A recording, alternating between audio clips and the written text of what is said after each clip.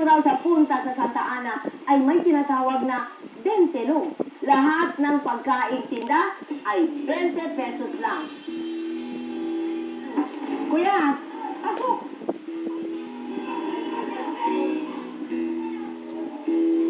Kabanata, kabataang nagkakaisa sa punta 20 log. Skin silog. Sabi 20, bakit 24 to? Ba, en silog, 22 din. Hat silog, 26. Anya? Basta 20 to 20. Basta may letra po ng 20. Bali livelihood po namin to. Bali po yung mga naiipon namin po dito ay pinang-papadik din po namin katulad po nung nagpapabiling program po kami. Nag-provide po kami ng mga sports material. Nagpapairam din po kami ng mga sports material. So, grupo nyo talaga ito. Sino ba mag-traffic? 50. Opo, sige. Delivery ko.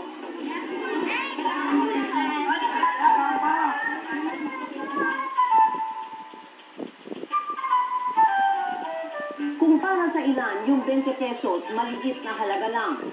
Dito, nabusog ka na sa 20 pesos na merienda. Nakatulog ka pa sa mga batang sinusuportahan ng grupo. Meron ba kayo kakilala na maire-recommenda sa amin na yun siyang dapat namin, hindi naman bigyan ng talagang bonggang tulong, kundi mapasaya namin? Opo. Sino? Yung pinakakati po na. Anong pangalan? Si Ate Ami po. Ate Ami. Asan ba si Ate Ami? Ate Ami.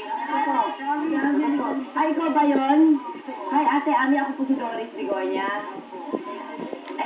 Belated happy birthday. Birthday mo pala, kahapon. Ilan taon na?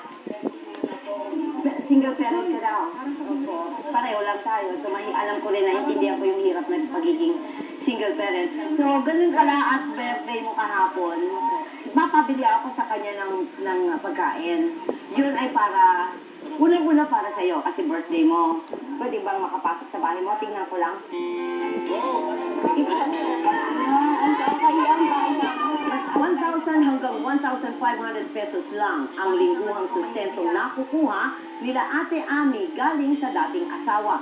Kaya para maitaguyod ang 4 na anak, paglalabada at pag-a-assistant sa tindahan ng 20 log ang nagiging diskarte niya kapalit ng pagkain nilang mag-iina. So, bukod sa pagbabanding ninyo, meron ka bang tayo manood ng TV? Oo, nanonood kami. Ano pinapanood ninyo? Ano? Sino yung pinaka... Ay, dati, si Daniel.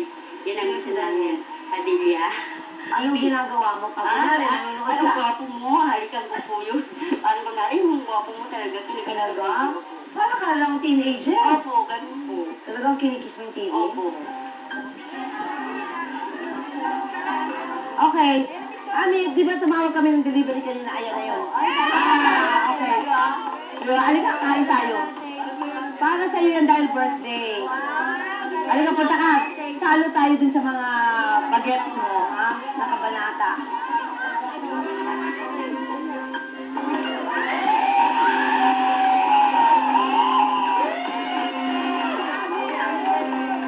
Wait.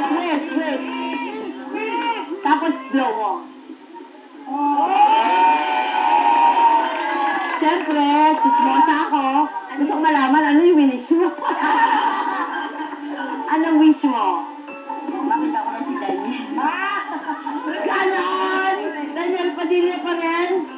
Yun lang talaga. Okay. Oo. Pagkatapos, yun ang wish mo sa kanila, makatapos sila, maging maayos sila. At the same time, si Daniel Padilla. Okay. Bago pa matunaw yung cake, sige, kumain na kayo, ha? Thank you din sa inyo. So, kain muna kayo, dali. At meron din akong ano pa.